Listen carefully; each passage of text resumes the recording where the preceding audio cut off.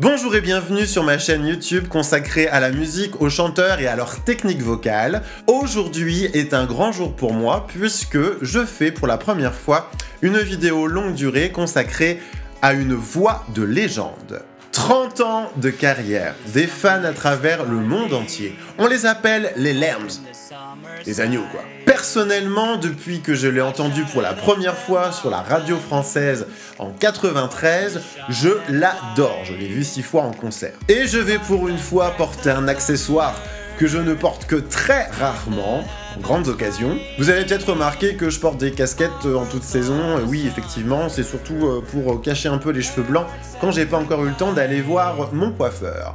Mais là, je peux sortir de mon carton de goodies cette casquette MC comme Mariah Carey. Nous allons parler de ses différents albums à travers des extraits live, mais aussi un petit peu de sa vie sans pour autant se la jouer closer. Si vous êtes prêts, pour moi c'est bon. Attention, top! Elle est née en 1970 dans l'état de New York. Son père était métis d'origine vénézuélienne et afro-américaine. C'était un ingénieur en aéronautique. Sa mère, d'origine irlandaise, était chanteuse d'opéra et, attention, professeur de chant, ça aide un petit peu quand même. Maria a dit qu'elle avait eu une enfance assez compliquée du fait de la mixité du couple de ses parents. Elle habitait dans un quartier résidentiel très blanc et ça passait très mal. Même chez les plus proches puisque sa grand-mère maternelle a tout fait pour que le mariage de ses parents capote. Et elle a fini par réussir puisque Maria se voit séparée de son grand frère et sa grande sœur lors du divorce de ses parents. Elle avait alors 3 ans. Lors de ses études secondaires, Maria était surnommée le Mirage, simplement parce qu'elle n'était pas souvent en cours. Et quand elle y était, elle passait son temps à rêvasser de musique et de scène et commençait à écrire ses premiers textes. À la fin de ses études secondaires, elle part pour Manhattan et exerce plein de petits boulots, comme concierge dans un salon de coiffure, puis choriste à temps partiel. Elle rencontre ensuite Brenda K. Starr, qui est une chanteuse à l'époque qui était assez connue, notamment parce qu'elle chantait I Still Believe Someday You and Me, chanson que Mariah Carey a repris par la suite. Entre 1988 et 1990, grâce à son boulot de choriste pour Brenda, elle rencontre Tommy Mottola, qui est à l'époque le directeur de la maison de disques Sony Music. Mais nous savons tous que celui-ci deviendra son mari par la suite. Elle lui file une maquette, celui-ci est persuadé d'avoir trouvé une pépite et lui signe directement un contrat pour 10 futurs albums. En 1990 sort son premier album intitulé Mariah Carey. 11 millions d'exemplaires sont vendus de cet album, avec 4 singles, I Don't Wanna Cry,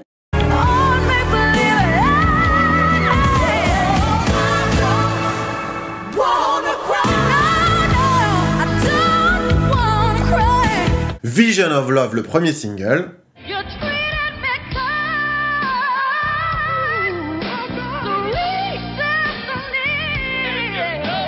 Someday,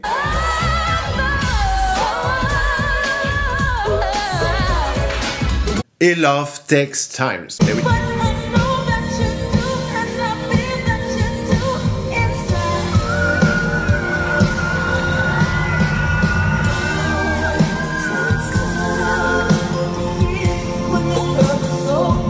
Une voix de ouf, Mariah Carey, à 5 octaves et 4 notes. Et sa spécialité, on en parlera un petit peu plus tard dans la vidéo, c'est la voix de sifflet, des sons ultra aigus. Seulement un an après avoir sorti son premier album, Maria sort un second album intitulé Emotions, avec un premier single intitulé Emotions. Avec bien sûr de la petite vocalise en fin de chanson ultra aiguë en voix de sifflet.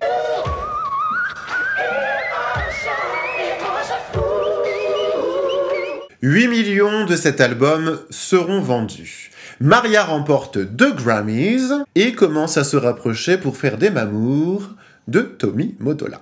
Suite à ce grand succès, les critiques commencent un peu à se demander « Mais pourquoi, à part quelques apparitions dans quelques shows télévisés, ne voit-on pas plus Mariah Carey et surtout, pourquoi pas une tournée ou au moins un vrai concert ?» Les haters commencent à se demander si sa voix si incroyable ne serait pas en fait du fake et produit de studio, et se demandent si elle pourrait tenir au moins plus d'1 heure sur son répertoire qui est quand même très vocal. Pour essayer de faire taire un peu tous ces haters, Maria et Walter Afanasieff, qui est un ami, mais surtout auteur-compositeur avec qui elle a écrit une grande partie de ses plus grands tubes, décident de participer au MTV Unplugged, qui est un concert live qui sera enregistré et filmé, dont on peut encore trouver les vidéos sur YouTube. Elle y interprète pendant 1 heure une succession de performances vocales et elle montre enfin qui elle est et surtout l'étendue de sa voix en réel. Lors de ce concert, elle reprendra I'll Be There des Jackson 5 qui sera vendu à 6,5 millions d'exemplaires aux États-Unis.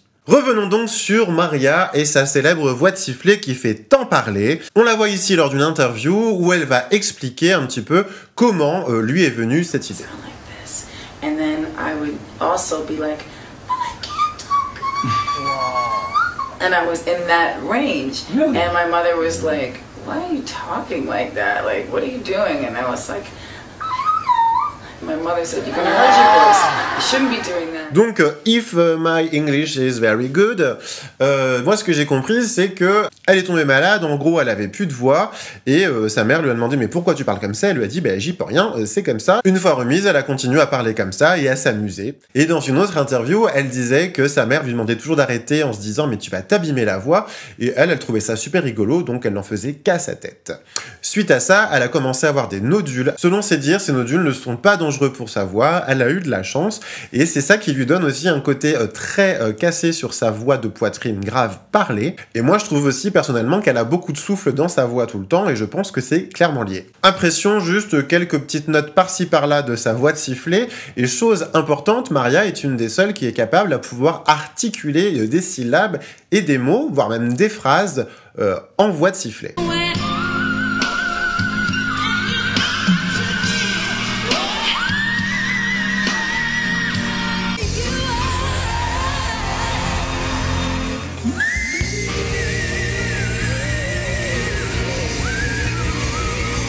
Voici un extrait live de Make It Happen, présent sur l'album Emotions et aussi sur le MTV Unplugged.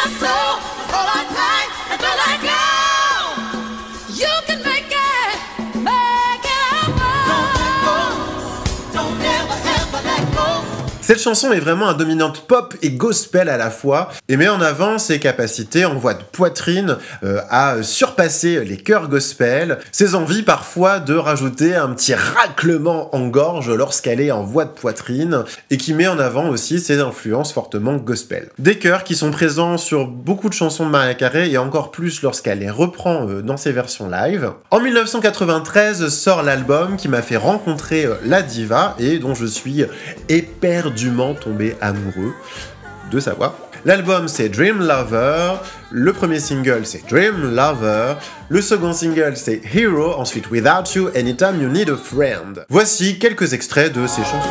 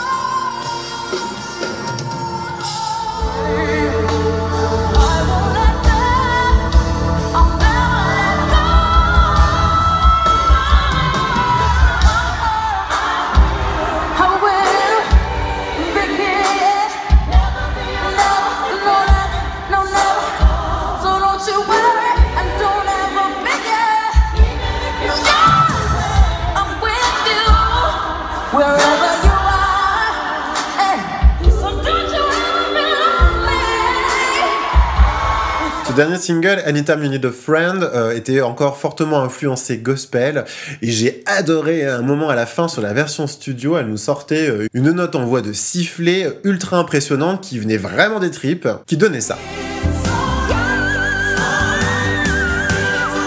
Ça impressionne, hein. Fin 1994, Maria déclare adorer les vacances, adorer la chouille, adorer le champagne et adorer Noël, et décide de sortir un album avec des reprises de standards musique de Noël, et puis aussi quelques chansons originales, dont All I Want for Christmas Is You, et aussi une autre chanson que j'adore, Oh Holy Night. Je vous propose d'écouter un extrait de ces deux chansons que j'ai moi-même filmé avec mon petit téléphone lors du concert qu'elle a fait à l'Arena de Paris-Bercy en décembre dernier. C'était un magnifique cadeau que je me suis offert. J'étais pas super bien placé, donc la vidéo, elle est prise d'un peu loin, parce que moi, je vais pas dans les carrés VIP ni les carrés or.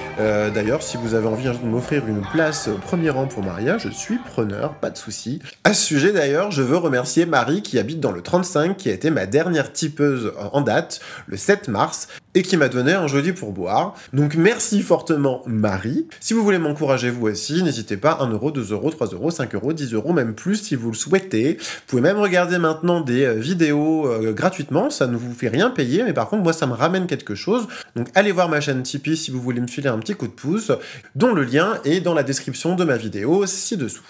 Et peut-être que je pourrai alors voir Mariah Carey de plus près. Voici les extraits.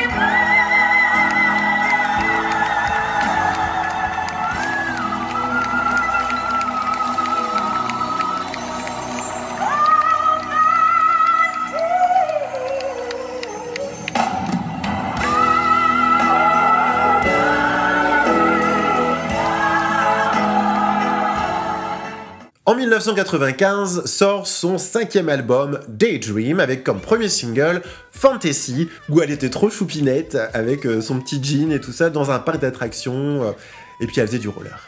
Je kiffe trop cette chanson. Il y avait aussi Always Be My Baby, avec notamment des vocalises en fin de chanson qui étaient assez aiguës en voix de poitrine et plutôt techniques. One Sweet Day, un duo avec un boys band qui est très en vogue à cette époque-là, c'était Boys to Men. Il y avait aussi une chanson que je kiffais vraiment, c'était Forever, avec une super modulation à la fin et ça envoyait aussi en voix de poitrine. À cette époque-là, Maria commence aussi à assumer ses goûts pour le R&B. Et ses producteurs lui disent « Non mais attends, t'es complètement starbé ou quoi? Toi, c'est des musiques à voix, des ballades romantiques avec des longues robes. Change pas de style, ça va pas le faire. » Et Maria décide quand même de sortir un remix de Fantasy avec ODB. Maria était à l'époque très contrôlée par sa maison de disques. Elle a dit par la suite que son mari était quelqu'un de très influent sur elle, qu'elle n'avait pas souvent son mot à dire, que c'était dans sa carrière, et que c'était aussi le cas dans sa vie privée. Du coup, leur relation se détériorait. Elle avait envie de faire des choses beaucoup plus hip-hop et R&B, et lui disait non, ce sera pop, un point c'est tout. En 1996, Maria et Tommy divorcent. Selon elle, il est étouffant et très jaloux. La même année, elle sort Butterfly, son 6e album, qui est aussi l'image de sa liberté retrouvée, le papillon qui s'envole. Maria réussit à imposer ses choix à sa maison de disques. La transition est donc marquée sur cet album qui devient un peu plus R&B. Plusieurs singles issus de cet album, notamment Honey,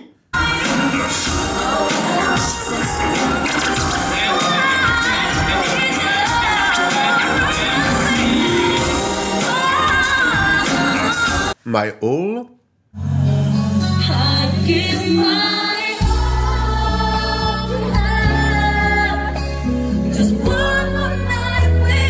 et puis Butterfly.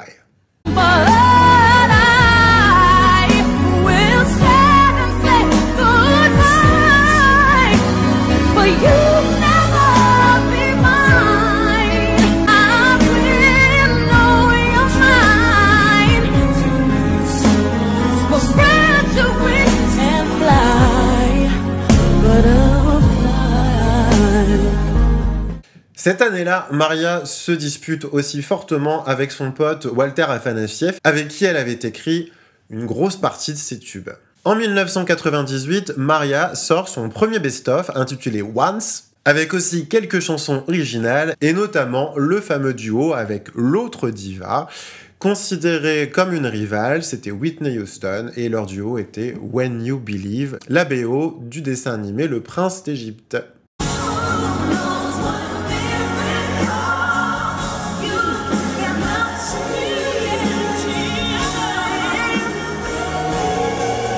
La même année, elle chante lors d'un concert caritatif avec notamment Céline Dion, Aretha Franklin, Shania Twain, il y en avait aussi d'autres mais je sais plus, Gloria Estefan. Et se fait plaisir sur scène où elle interprétera My All et puis Natural Woman avec toutes les autres filles. En 1999 sort son album Rainbow, un arc-en-ciel. Elle est de plus en plus sexy, elle léchouille des sucettes en forme de cœur sur une séance photo. Et elle invente son personnage Bianca, en fait c'est Mariah Carey mais en brune, pour le clip du premier single de cet album, Heartbreaker.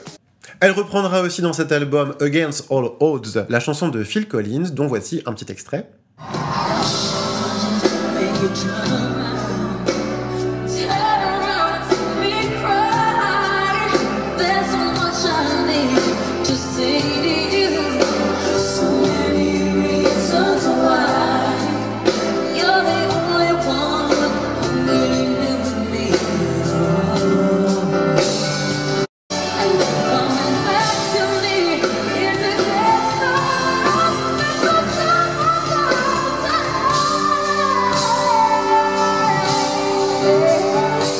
Et choisit comme autre single Can't Take That Away From Me, le mariage thème, mais sa maison de production n'est pas d'accord et ils veulent sortir à la place Cry Baby. Sony et Maria tombent d'accord, en gros, elle sort Cry Baby et elle a le droit de sortir Mariah's Theme.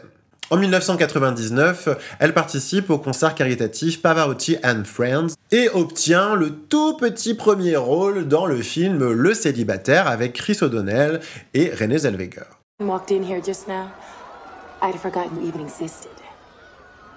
En 2000, Maria ne sort pas de nouvel album, mais par contre, elle est considérée par le Billboard comme la plus grosse vendeuse de disques de la décennie avec 160 millions d'albums entre 1990 et 2000. Et elle est la seule et unique artiste à classer tous les ans un de ses titres numéro 1. En 2001, Maria quitte Sony et va chez Virgin Records et sort son album Glitter, avec un film aussi qui a le même nom, Glitter, qui est pas vraiment génial. Moi, je m'étais battu pour le voir au cinéma, il y avait peut-être 5 ou 6 salles qui l'avaient sorti. Et une fois que je l'ai vu, j'ai vu, ouais, bon, ok, d'accord. C'est tout, c'est pas grave, c'était sympa, j'ai vu Maria dans autre chose. Le gros problème, c'est que cet album sort le 11 septembre 2001, le jour des attentats des 2 tours à New York. Et Maria ne peut pas assurer la promotion de son album, parce que les Américains ne sont pas du tout dans un contexte à vouloir faire la chouille. Et elle reçoit aussi un Razzie Award, qui est un peu l'Oscar de la pire actrice pour son film Glitter. De cet album sortiront plusieurs singles, notamment Loverboy, Don't Stop, Reflections, et aussi Never Too Far, qui malgré tout reste une bonne ballade assez vocale, dont on écoute un petit extrait.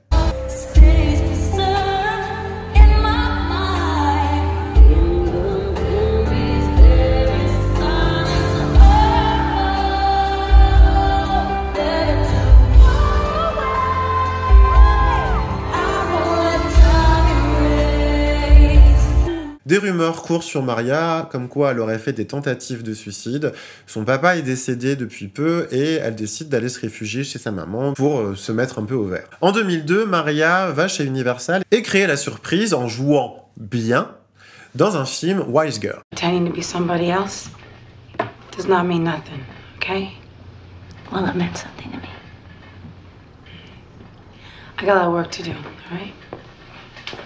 Son jeu d'actrice est même salué au festival Sundance en disant que c'est pas si dégueulasse. Fin 2002, elle sort son album Charm Bracelet, qui est principalement dédié à la mémoire de son papa, avec plusieurs singles, notamment Through the Rain, dont voici un extrait, et je me suis rappelé finalement à quel point cette chanson était vraiment sympathique, et là en plus réarrangée aussi avec quelques chœurs, c'est plutôt cool.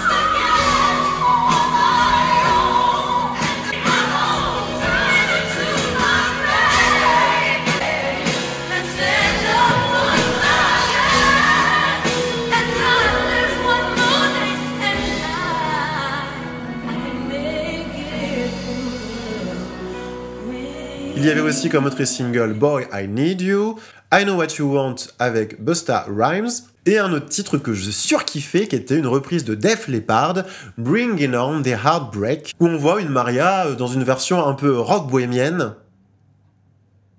Ouais, pourquoi pas. Et puis une voix de sifflet à la fin plutôt sympathique.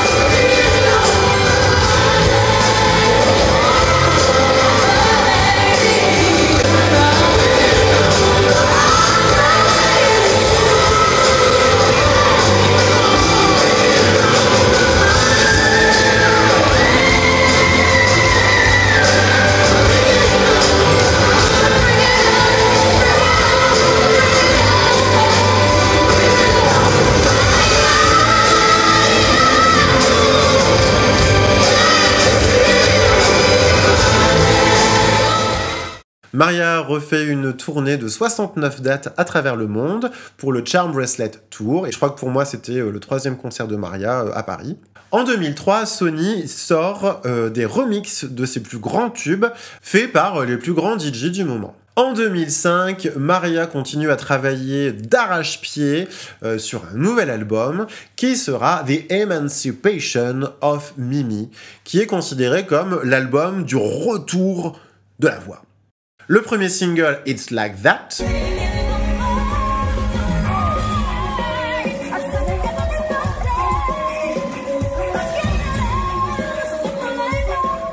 Et puis un tube interplanétaire, We Belong Together, où il y a un sacré débit à sortir parce que c'est très rapide. Et puis sur le dernier refrain, elle nous refait tout à l'octave du dessus, avec une puissance. Et là, on voit vraiment à quel point sa technique, ses capacités et surtout son soutien est assez énorme.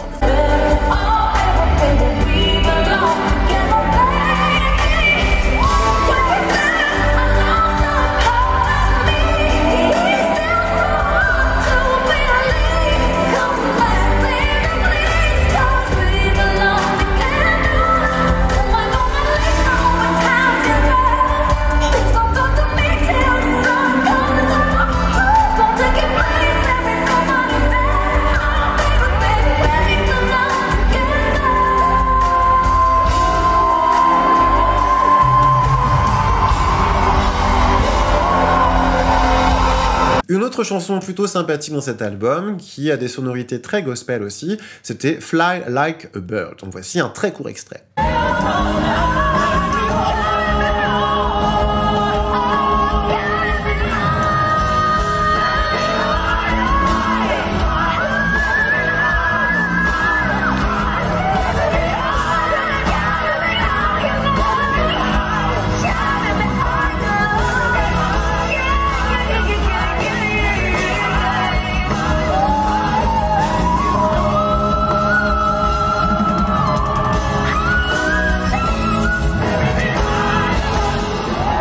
Maria sort un parfum, moi je l'ai pas acheté, et en 2008, elle se marie avec Nick Cannon, qui est 10 ans plus jeune qu'elle. Ou la coquine. Bon, moi je dis rien, c'est un peu le cas chez moi aussi. Donc, Elle sort en même temps son album E = MC2, et le premier single, Touch My Body. Cette dernière chanson est classée numéro 1 elle aussi, et elle surpasse alors Elvis Presley, The King, en ayant classé 18 titres numéro 1 aux États-Unis. En 2008, autre apparition au cinéma dans le film Tennessee, et un autre film, Rien que pour vos cheveux, avec Adam Sandler, où elle joue son propre rôle. En 2009, elle joue dans Precious, qui est une super histoire, et c'est impressionnant de voir Maria aussi grimée et aussi laide.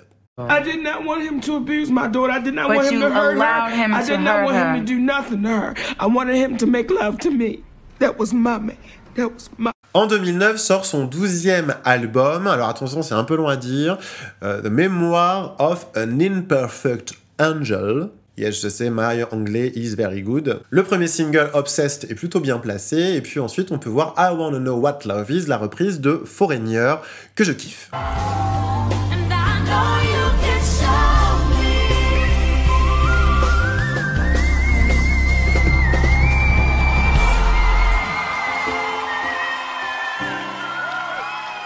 En 2010, avec le succès phénoménal qu'avait rencontré son premier album Merry Christmas, elle décide de sortir Merry Christmas to You. Avec d'autres reprises de standards de Noël, notamment un qu'elle a chanté avec sa maman Patricia, que j'ai plutôt kiffé avec de jolies performances vocales. Et puis un single Oh Santa où elle a essayé de reproduire l'effet All I Want for Christmas Is You, sauf que ça a fonctionné aux États-Unis mais pas ailleurs. Il y a aussi un duo avec John Legend qui est plutôt joli, When Christmas Comes. En été 2012, Maria annonce bientôt un album, The Art of Letting Go, vous moquez pas de mon accent, et sort un premier single triomphant, qui ne l'est pas vraiment. Elle devient jury de la 12e édition de American Idol en janvier 2013, et en mars, elle sort pour Disney Studios Almost Home, qui est la BO d'un film Le Magicien d'Oz. En mai de la même année, elle sort avec Miguel un duo Beautiful, et qui s'est vendu à 1 million d'exemplaires aux États-Unis. Elle joue dans un film, Le Majordome, et à la fin de l'année, elle sort le titre The Art of Letting Go, dont on va écouter un extrait. Ce live a été fait lorsqu'elle a voulu faire la surprise à des fans, où on peut y entendre notamment ses capacités d'improvisatrice.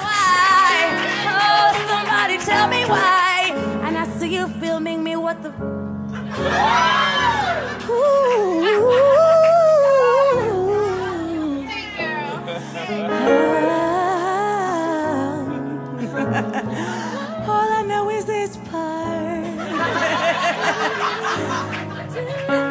But I do recall that I thought we said we'd get the audience's faces when head to this love will survive. We don't need to do this part at all. Let's skip through another one of the songs of the repertoire. Repertoire.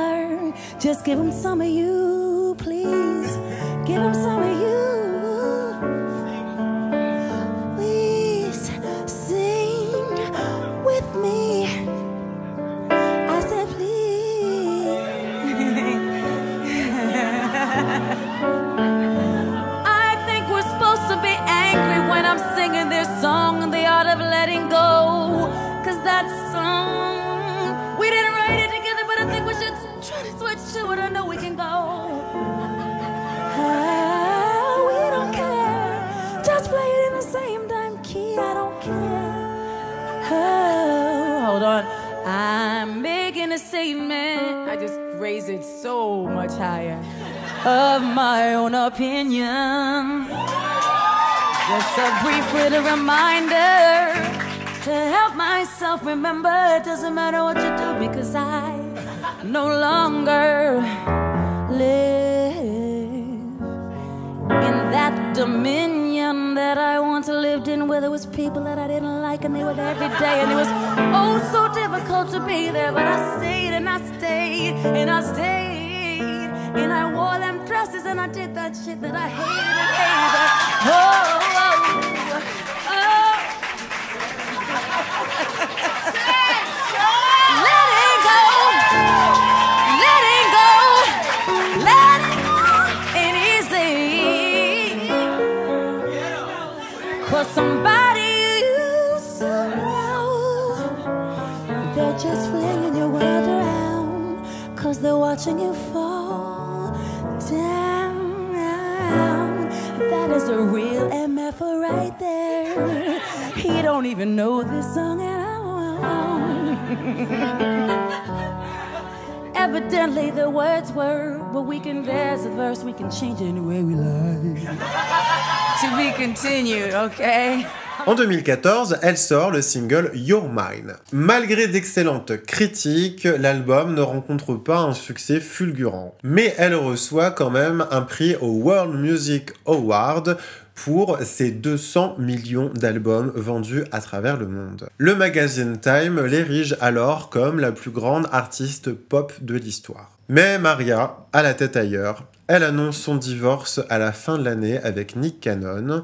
Ils ont eu 2 enfants ensemble, un petit garçon, une petite fille, ce sont des faux jumeaux. Un mois plus tard, Maria annonce qu'elle remplacera Céline Dion au Caesars Palace à Las Vegas pour une série de concerts. Elle en profite pour sortir dans la lignée un autre best-of, Infinity, avec un nouveau single qui porte le même nom. En 2017, au moment de la période de Noël, elle chante The Star, qui est extrait de L'Étoile de Noël, un autre film d'animation. Au printemps 2018, Maria révèle lors d'une interview qu'elle a des soucis de bipolarité qui sont apparus notamment depuis la période de Glitter, et qui peut expliquer du coup aussi peut-être ses humeurs changeantes. En tout cas, elle se fait soigner depuis pour ce souci-là. Les fans de Maria décident alors de rendre justice à son album Glitter, qui finalement n'était pas si mauvais que ça. Ils pensent juste qu'il est sorti au mauvais moment, et Glitter devient alors numéro 1 des ventes sur iTunes, sans que aucune communication ne soit faite. Fin 2018, Maria sort son dernier album en date,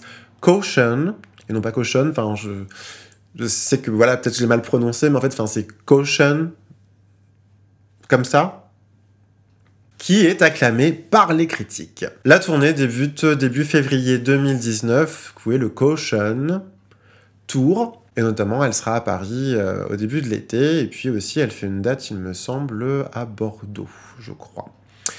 Mais les places sont un petit peu chères. Donc je passe mon tour pour cette fois-ci. Voilà pour la story de Mariah. En conclusion, Mariah Carey est une artiste incontournable. Elle fait partie pour moi des voix de légende. On peut dire beaucoup de choses sur Mariah, pas toujours très positives. C'est une personne que je ne connais pas, je ne sais pas comment elle est dans la vie. Il y a peut-être des chances pour que sa personnalité ne me plaise pas si je la rencontrais. Quoi qu'il en soit, c'est une voix qui m'a fortement marqué depuis mon adolescence. Mariah a une étendue vocale impressionnante et pour un apprenti chanteur, c'était quand même hallucinant.